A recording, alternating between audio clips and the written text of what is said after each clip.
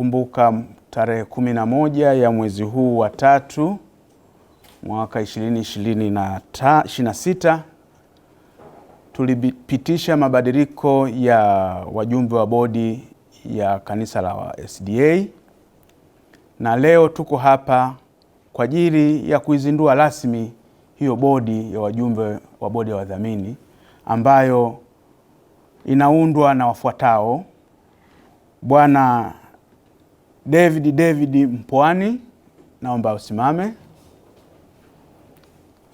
Asante.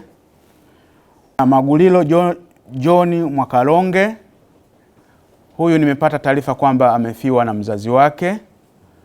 Na Bwana Matias Ejidi Mavanza, asante. Na Bwana Shebatu Nicholas Msaki, asante. Bwana Joseph Fidelis Mugwabi, asante baba askofu. Na Bwana Enoki Marwa Sando, asante.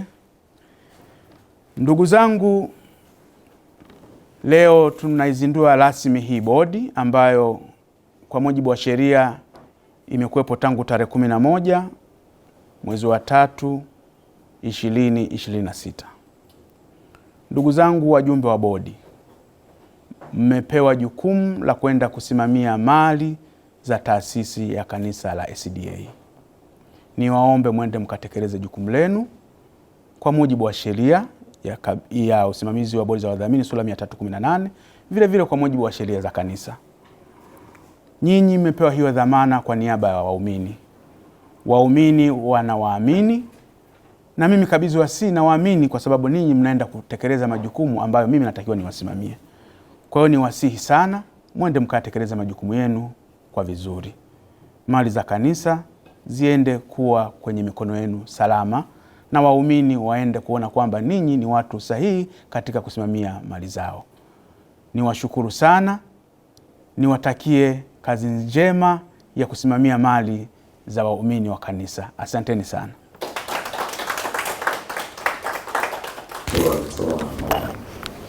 Mheshimiwa Kabisa, kwanza tukushukuru sana. Na kikao cha leo the one of stepping stone kwenda kwenye mafanikio ya bodi hii. Nafikiri huu ni mwanzo mzuri na malengo mazuri ya kusaidia taasisi za dini katika nchi yetu kwanza kuwa na utulivu, maana malengo makubwa ni kuwa na utulivu, ziweze kufanya kazi yake katika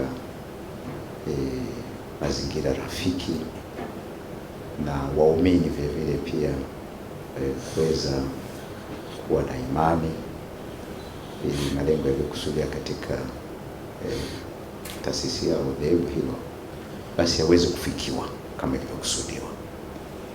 Na niseme tu ya kwamba hiki kilichosema na wenzangu, kuna haja kubwa ya kufungua mlango na sisi tupate nafasi ya kuweza kueleza mfumo wa kanisa ulivyo, na kuona kwamba kama kuna mahali ambapo tunaweza tukapata ushauri kutokana na mujibu wa sheria nchi yetu kwamba hapa, lakini ukifanya hivi itakuwa bora zaidi.